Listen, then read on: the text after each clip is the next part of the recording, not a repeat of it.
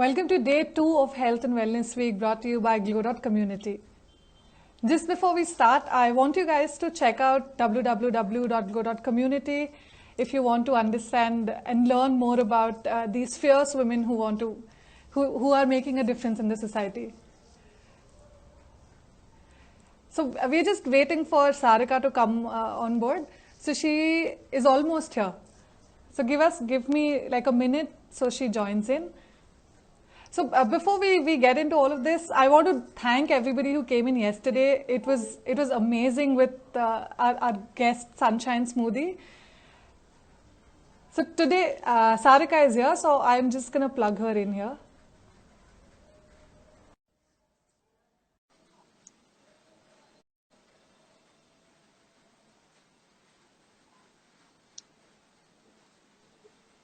Hi, how are you? Hi Sarika. Good morning. If Good I can tell you morning. that. Yeah, it's good morning for us. Yeah. How are you doing? I'm good. How are you? I'm good. I can tell you just woke up. Thank you so much for doing that for No problem. No, it's okay. It's all good. It's a good cause. It's a good cause. I can I can assure you of that. So, Yeah. Sarika, I wanted to introduce you to the audience. Uh, Sure. you can plug in if you think I've missed out something, but I'm trying my best here. So, Yeah, no problem. Sarika is a registered dietitian and a nutrition. She's practiced the same in subacute and long-term setting for almost 15 years. Sarika, I think we should all thank Sarika in the comments because she's woken up at 6:30 in the morning to help us understand what boredom eating is and why hydration is so important. Thank you so much. Again, I can't thank you enough for doing this for us, Sarika. Thank you Oh, so you're much for most joining us. welcome. Most welcome. Sure. Sarika, let's just start I want you to tell me why were you inclined towards, let's say, healthy living and healthy eating? It was a simple journey. From undergrad, here in undergraduate, when we get our bachelor's degree, we have to take a certain amount of general education. And I actually was majored as a civil engineer when I went to college. And in that, I took a general nutrition course, which sparked great interest. And from there, I changed my major, um, graduated in nutritional science, and then I got my master's in nutrition because I believe that it's one of the best ways to live a healthy life or a great life without pain or discomfort, without using medication as the first pain of contact. Yeah. So before I start asking Sarika more questions, the viewers who are there, if you have any questions that you want Sarika to answer, you can start commenting here, and I'll make sure I read that out loud so that Sarika can answer it. So, Sarika, just first of all, congratulations on doing the great thing that you're doing in the nutrition space. So, you have designed your own weight loss program, if I'm not wrong, which is helping hundreds of people. Well, yeah, it's a method that we've learned in school and we continue to learn in education over here. But I designed it specifically for Indians living abroad in America, or Indians like me that were born and raised in the US, but across culture between Indian foods and American foods and how to moderate. Statistics show in the United States, Indians being the highest population of immigrants with the highest rate of heart disease and diabetes. So, with that, as immigrants in the US with such high rates, those are both diseases with type 2 diabetes and heart disease that can be rectified using diet. Okay. So now, if you can tell me how has that weight loss program helped as many people as, let's say, I can read, or I have when I googled you and I've done my research, I could tell that Uh-huh. there are hundreds of people who have been affected by this and they're enjoying the weight loss program. If you can throw some light on the same. Um, what is the exact question, I guess? Okay, So so you're I'll just asking, rephrase this. So the weight yeah, loss program that you have designed, yeah, how has it helped people, or how oh, has it sure, helped people stay healthier? sure. I practice behavior change. So, for example, one of the questions that I know a topic that we were going to discuss is boredom. It's associated association. So currently, maybe you have a habit of having something sweet after eating a meal, but that's a habit that we've created over time. Maybe it's something from growing up. You know, your mom would give you a sweet after eating because you ate your meal so well, right? So we've created that behavior, which becomes a habit and it becomes mindless. We do it just because, oh, we know this is what we do next. So we try to figure out, each person is different, but we try to figure out what their habits are and change those with another behavior, which is more positive, potentially reading a book, calling a friend, or there's something that there's no time for doing. Even scrolling on Instagram if that's something that they enjoy doing, but something to break the habit of associating after dinner must eat something sweet. Okay, so the We've had audience has improved. already. Oh, Sorry, sorry. yeah, sorry. It also is hemoglobin A1C is a marker for diabetes. So with clients of mine that may be pre-diabetic, we have reduced their A1C so they do not have to take diabetic medication. So Wow. blood levels and blood values have improved. Yeah. So most of the people who are watching you right now would fall in the younger category of, let's say, 19 to about 28, 30. Sure. Uh, so how, I mean, I'd just ask your opinion on this, on how important is eating right and exactly what is eating right? Yeah, that's a great question. So I'm in the philosophy of all foods are inclusive in diets. There's nothing off limit, but it's how much of what we eat and portion sizes. A simple rule of thumb is increase the amount of water that we drink. I think that with Indians, we tend not to drink much fluid until we feel thirst. But thirst is actually a sign of dehydration. So that means you've already gone past what your needs have been. So honoring your thirst, drinking water, plenty of water, is something very, very important. And I know that it's definitely a myth where we don't drink water with meals. But that's actually not true. It doesn't slow down digestion. In fact, it actually enhances digestion. So fluid is a big thing, especially if you're an overeater or a boredom eater or always feeling hungry. But vegetables are the most underrated food that is available. In India, you guys have the option of having it easily, readily available daily. You can get it fresh. So, but fresh or frozen or already cooked doesn't matter. But having your vegetables is very, very important. So a simple rule of thumb would be potentially at lunch and dinner, having half your plate be vegetables. Yeah. But most of our meals, Sarika, because it's cooked so much, do you think it loses most of its nutrient value? Because No. we like oil, we like a lot of ghee in our food. Right. So no, when it's cooked in the food, so like in oil, the food, if they're going to lose vitamins, the fat soluble vitamins will leach out into the oils or the fat. So no, you don't have to worry about that part of it. If it's boiled, that's when we do see water soluble vitamins leach into the water, and then those are gone. But most Indian food, most of it is not leached out, so I wouldn't worry about that. Okay. And any vegetable which would be a secret mantra from Sarika? Any one vegetable No, that no you'd watch? vegetable. Any vegetable is the best. There's nothing. I No, like that no you're not need. biased towards a vegetable.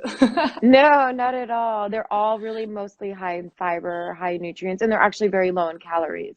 So it's a great way to volume eat, heat large amounts of food with minimal caloric intake. Okay. So now coming back to this quarantine period, Yeah. so now what we've noticed is, I at least, I mean, I have unnecessary visits to the fridge. Yeah. Even if I don't want to eat, I'll just go and check if magically something new has appeared there and I can eat that. So how does one prevent this from happening? Right. So that's a great question. And that's actually something what I'm addressing a lot with my clients. A Here at least, we're still able to go out into the grocery stores and get our food. So not only is there a catch of where there is, but some tips is A, when you see yourself doing that, ask yourself before you get to the refrigerator, ask yourself, or on your way to the refrigerator or cabinet, ask, am I hungry? Check in with yourself. Be mindful. If you're not hungry, then say, okay, I'm not hungry. Well, what can I do? Oh, there's a book or a magazine that you haven't read for a while. Maybe read that. Do a Zoom call with friends, catch up. Work is always there, so you can do work or studies. I'm not sure, are you allowed to go out for exercising?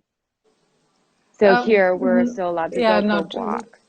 No, Not we really. are. Okay, so It's yeah. not suggested. Okay, so then don't do that. But play a game, talk to family, yeah, with our hands tied, there definitely is some stuff different, but enjoy the time with family. Playing games is a great way and if you have balconies, make sure you get some sun, get outside, get some sun. That's quite important for mental health as well. And getting some fresh air. You can always do a yoga video off of YouTube. They're free. So you can get workouts done in the home without having to go outside. Definitely rephrase the brain and ask yourself, am I hungry? Why am I doing this? So I think diet and nutrition, more than it being a physical thing, it's more mental. I mean, if I can Absolutely. rephrase that, yeah. So, Absolutely. so I want to plug in a few questions from the Sure. audience. So, Uma and Nikhil have a similar question. They want you to address what intermittent fasting is, and would you suggest that? So intermittent fasting, I'm very neutral on it. It's generally a fast between 14 to 16 hours. Um, some people do a window where they stop eating at 5 p.m. and then will not eat the next day until noon. So that kind of fasting is troubling to me, depending on the person. Because if you use your 5 hour window to eat or 6 hour window to eat, do you eat everything you see because you're so hungry, where your caloric intake may be greater than if you were not fasting? But do I think that if you're a late night snacker or have trouble sleeping, if you put a hard stop at 9 p.m. or whatever your lifestyle is, it's individual, but put a hard stop to saying, okay, I'm not going to eat after 9 p.m. because that's when I start snacking. Or if you're going out to drinking to the bars, like not necessarily having to go have something on the side and eating, because that's where the caloric intake can increase. And that's mindless eating, not mindful eating. Correct. Yeah. So, Uma and Nikhil, I hope that question, I mean, the answer was good enough for your intermittent fasting, and you'll be able to make a better decision here. So, Sharmili has a question, and she asks, between portion control and intermittent diet, which one would you recommend? Portion control. That's a Okay, lifelong habit. That's like something you can perfect. continue for the rest of your life, and that becomes a habit. Okay. And Divya has a question. She asks if it's okay to cut out carbs completely. No, not at all. Just as cars need fuel like petroleum to drive, our brain needs carbohydrates to function. If you cut out carbohydrates completely, for sure you will have some initial weight loss, but you will also have other side effects, which include brain fog, um, which affects your memory. So, no. That's a hard no to that question, Divya. uh, so, Akash asks for hydration efforts, does sparkling water count towards the amount of water an individual should drink every day? Okay, so Absolutely. opinion on sparkling water. Sparkling water for sure, if it is not fruit beverage flavored. If it's just sparkling water, yes, it can count as Okay. regular water, but sparkling water counts as a juice because it is sweetened. Uh, so I would ask you one more question, and also because I have Yeah. recently turned vegan. So I've turned vegan. Uh, What Tanu also asks the same question. What are the benefits of vegan, and would that be a good option? Veganism not necessarily leads to weight loss. So I'm neutral as far as the weight loss association with it. because you can have high amounts of processed foods being vegan, which can still contribute to a large amount of caloric intake. Um, but for vegans, like yourself, I would make sure you take a B12 vitamin because you cannot get that source anywhere else. So make sure you take a B12 vitamin. There are vegan options for B12s, so make sure you take that. Wow. Thanks, But Tanu, for asking when you that do question. turn, yeah, and when you do turn vegan, please make sure you focus on your fruits and vegetables and not the processed foods. You know. Oh, sorry. Okay, go ahead. Oh, sorry. I thought No, it I was was just frozen. reading the question. Yeah, I'm sorry. So Sorry, I Suprita missed it. asks, yeah, so Suprita Uh-huh. asks this question on what would you recommend for somebody who wants to go on a diet for weight loss, Hmm. and also and with little or no exercise because she has hurt her knee. So she can't Hmm. exercise much, but she wants to go on a diet and she wants to lose weight. What would you suggest? My yeah, so my first suggestion would be before you eat, at least have about 16 ounces of water, at least 30 minutes prior to a meal. Drink about 16 ounces of water, see how you do. And then next, eat your vegetables first before you have your rice or your form of carbohydrate. Eat your vegetables first, then have your protein, and then your carbohydrates. Portion control, if you feel that you need to have more, if you're hungry, eat more vegetables before you eat anything else. Okay. So all in all, let's increase our vegetable intake and Yeah. reduce rice. Is that it? I don't like to say reduce rice, but it just depends because each person is completely different Correct. as far as size and weight. You still need carbohydrates to have a steady weight loss, and it's the goal for weight loss is 1 to 1.5 pounds a week, not more than that, because then we cannot maintain it off. It will gradually come back on because it's not a sustainable lifestyle. Correct. Yeah. So we had one more question from the audience. Wait, before I can reach that, I have some questions for you from my side. So I've seen a Sure. lot of your silly versus smart series. Would you want to tell us more about that? Oh, yeah, that kind of came from, I get a lot of DMs on Instagram just asking like, oh, I went to the grocery store and I picked up this because it's a healthier option. And I had to do a little investigation and I found out, wow, what amazing marketing is this that we think like soy sticks or this has been not fried is a better option. But when you read the ingredient intake, they're actually extremely high in fat or saturated fat. Sometimes they are still fried, but just use another flour in exchange to make a product. And they have lots of added sugar. Added sugar is one of the biggest culprits in us gaining weight as well. So, yeah, that's kind of where it sparked from. So it's just silly where we think, oh, this is healthier, but without reading a nutrition label or the ingredients, we don't know the truth. We just assume because it's great marketing. Correct.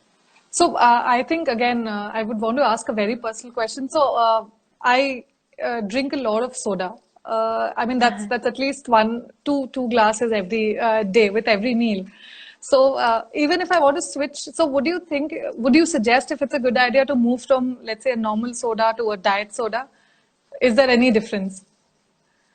No. So for me, I think if you're gonna drink your soda, make sure you like it, you enjoy it. But if you're having about 2 glasses with every meal, maybe you can start with reducing it to 1 glass with the meal and having a glass of water as well, or a carbonated beverage, which could be the sparkling water instead, because your taste buds change every 2 weeks, so your body will adapt when you start making the changes. Wow. Yeah. So there's one more question. Yeah, so Uma asks if it's okay to have fruits for dinner or before bed, as it contains natural sugar. Oh, absolutely. It's totally fine. If it's just make sure you brush your teeth after eating because that can create cavities, fruit before bed. But depends on how much. I would pair it with maybe a few almonds and half the amount of fruit because when you eat almonds or any nuts, you get fat and protein, which will help you stay full through the night. There's suddenly a flood of questions. So let me take it one by one. So Varun asks, he says that he has a really poor appetite and he almost never feels hungry. So what kind of food should he eat to make his appetite a little better? So that's a tough one. I would first make sure you go see a physician and rule out anything underlying causes. I think that that's really important to make sure that there's no underlying cause. So you could have potential delayed gastric emptying. That could be a reason why. I would ask, how are your bowel movements? Are you able to pass stool regularly? Is that why you may be backed up? There's a few reasons you may not have appetite. And then dehydration, you may be dehydrated, so you're not feeling hunger. I would definitely start your morning with a glass of water, and then have structured eating. Just let yourself know you're going to eat every day at 10, 2, and 6 or something like that. And start out small. That's okay. You'll gradually build your hunger if there is no underlying cause. Okay. So one question from Abhi, he asks, what do you think of keto diet and would you encourage somebody starting that? Absolutely not. The keto diet was formed for people with epilepsy or seizures. It's supposed to be done under highly restricted, trained physicians and dietitians for a keto diet. I do know that the mainstream keto diet is not the true ketogenic diet, but even that modified will maybe give you some instant weight loss, but you're putting yourself at higher risk for heart disease and diabetes because of the high amount of saturated fat. So no, I do not recommend that at all, and it's not sustainable. Okay, so no to to ketogenic diet. No to keto, unless you have epilepsy or seizures, then yes, go ahead. Yeah, okay. Abhi, if you heard the answer, please do not go on keto diet. So Anmol asks, so she apparently has reached a weight loss plateau. So why do you think that happened for her? So there's a couple of things. Weight loss plateau could be related to a set point. That may be where her body's most comfortable. She could potentially be underfeeding her body, which happens with weight loss, where your body thinks they may not get enough source of energy or enough food to burn calorically, that it's going to hold on to it. It's going to be in starvation mode. It's going to reserve the body fat and the muscle and the protein that it has built without burning it. So that could be it. She may need a change in exercise regimen. It could be that as well. There's multiple factors that could be related. Yeah.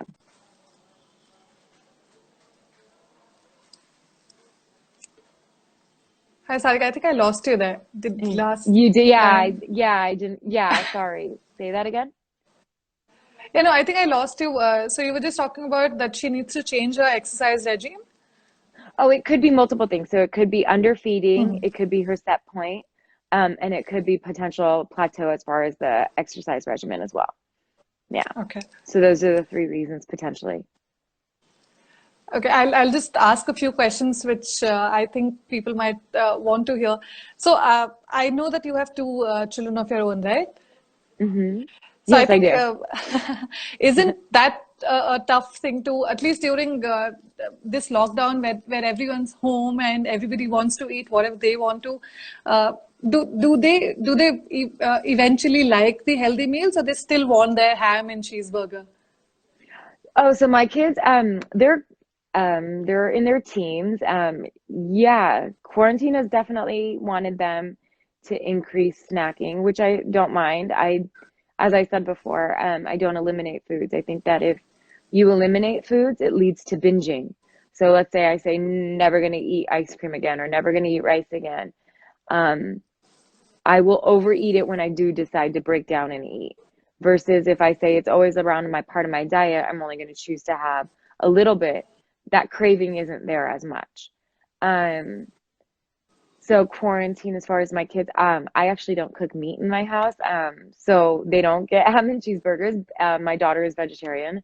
So we generally eat a Gujarati meal 4 times a week for dinner or for lunch. Right now for quarantine, it's lunch. And then a lighter dinner. Yeah, they don't know any better, but of course, We go out to eat. They eat pizza, pasta, everything. Everything. We eat everything. Yeah. And it's allowed. It's allowed. Yeah. That's, I think, But what I do limit, actually, what I will say is that when we were actually just recently in India in November, and what I did recognize is the amount of sweets given to children. So those are added sugars. So mhm. in America, there's regulations that, or recommendations for how to limit added sugars. And so that would be my first point of thought would be, the chocolate milks or all the mithai, like limit it. It doesn't need to be indulgent. Just because they're children, it's okay. So, Vibhav has a question and he asks, how much caffeine is too much? Depending on the purpose that you're using it for, I'm not going to deny it. I need to have either cha or coffee in the morning. But that's it. I can't have it later because it can affect my sleep. If you're using it to replace a meal, then that's not good because you're losing out on nutrients, micronutrients, macronutrients, antioxidants. You're missing out on quite a bit if you're using caffeine to replace meals. So, I think your 1 cup in the morning, and if you need to have your afternoon, that's great, but I don't think it's necessary to have it more than that. So, let's say an evening cup of coffee is not recommended. It depends. Each person's different. For me, I won't be able to sleep, but if it doesn't affect your sleep and you enjoy it, then sure, have it. So, let's say what's an easier replacement of coffee, Sarika, if the For sure, caffeine? hot tea, non-caffeinated tea, like an herbal tea. I'm a big fan of actually even just grating ginger and putting fresh turmeric in boiling water. And then I use that because that tricks your brain into a placebo effect, having a hot beverage. Wow. So, I'm sorry, so you said you just boil hot water with turmeric. With turmeric and ginger, great ginger too. Oh, and ginger. Okay. Okay, and Yeah, ginger so I'll for the boil taste. both of Yeah. them. Yeah, so I'll boil it and then I'll drink that in the evening as my if everybody's gonna have something warm to drink and I don't drink caffeine, I'll have that. Yeah. Okay, perfect. So I think we can all try that. I mean, I'm going to do that because I need at least, again, I think I'm coming out as one of the worst eaters right now. My only problem is Coke and coffee. So I think I'll reduce both of them and get to eating healthier. So, Yeah. And during this time of quarantine, give yourself a little bit of relaxation. Cut back. It's okay. Give yourself a body some break because we're not going to be perfect in this kind of situation. It's tough. so Anuradha asks, so she says, what would be better, a very light meal every 2 to 3 hours versus a 16-hour intermittent fasting? I'm more of a fan of having three proper meals. That helps balance your hormones. Um, but if you're a snacker and then you're gonna do intermittent fasting, if anything, start with just stop eating at night. Give yourself a time to stop eating at night, and then break your fast in the morning, at least with water. But that would be my suggestion: is at least three proper meals. So Vibhav has a counter question to the caffeine one. He asks, do you put lemon in your drink, in the In hot my life, beverage? no, but you can. Yeah, Makes no difference. Yeah, for sure, you can. I don't, but you can. Yeah. I have a very, so I think we've all grown up with this myth saying you wake up every morning and then you put lemon in honey and that helps you lose weight. Is that even true? No, it doesn't. Actually, 1 tablespoon of honey is quite a bit of sugar. Honey, monk sugar, date syrup, maple syrup, gore or jaggery, those are all sugars. They're forms of sugar. So, no, what it does is actually wakes you up. It gives you an instant amount of carbohydrates to get your brain going. So, I think that that's where the myth has been built from. I mean, my dad, even till this day, will still tell me to take ginger and honey when I have a cough with turmeric and swallow it because it'll cure my cough. But no, I know those myths, but no, it doesn't. What's the one myth? So this is my observation. What's the one myth that is completely false, and we all just follow it to the end of it? As in, we think it's the best. What's the one myth that you want to bust here? Water. Don't think you can't have water with meals.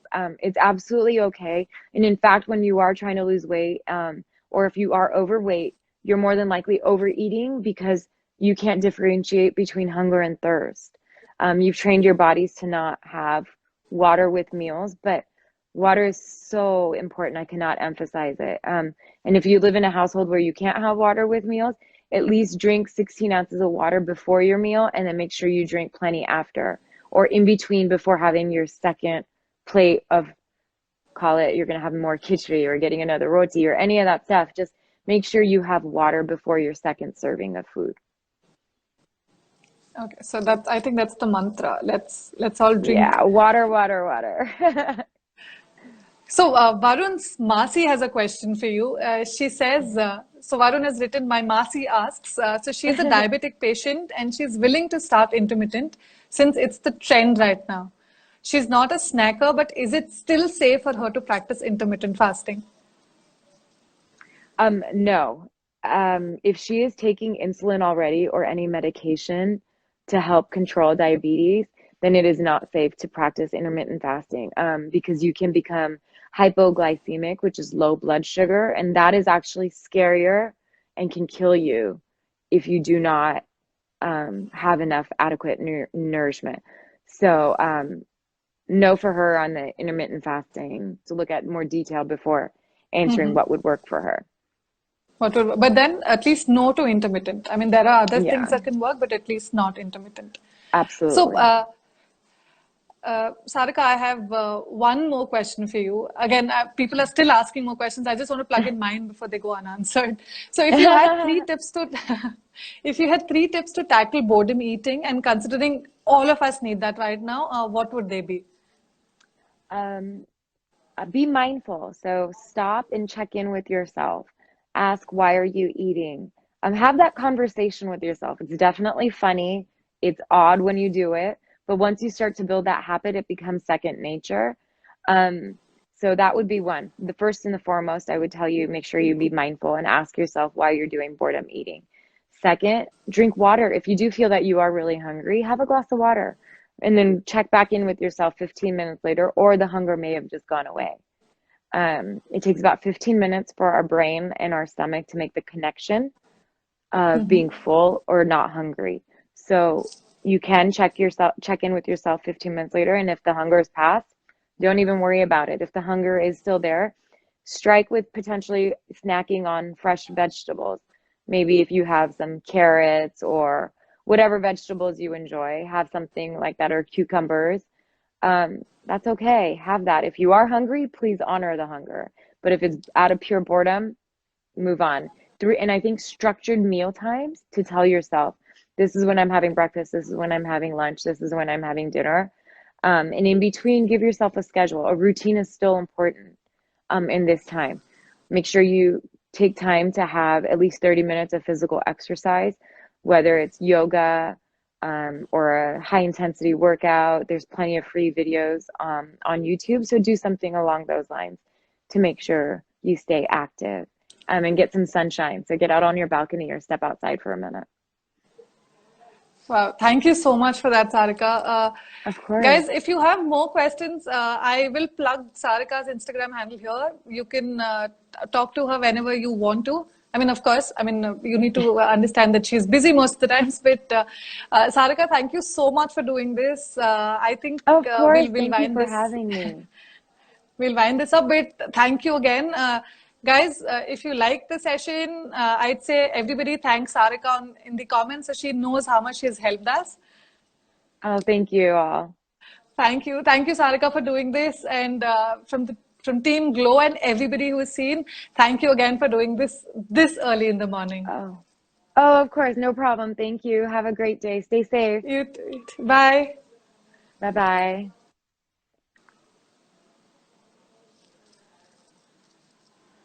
Okay, thank you everybody for joining us today. for all the other answers and questions, do visit www.Glo.Community. We have interviews from prominent women talking about their journey. We talk a lot about women issues. We talk a lot about the essential idea of the community is so that you can ask and answer questions, and the peers would be the ones answering. So go ahead, visit www.Glo.Community and spread the word. Thank you, everybody who joined us. See you tomorrow for a mental health session with Dr. Good Vibes.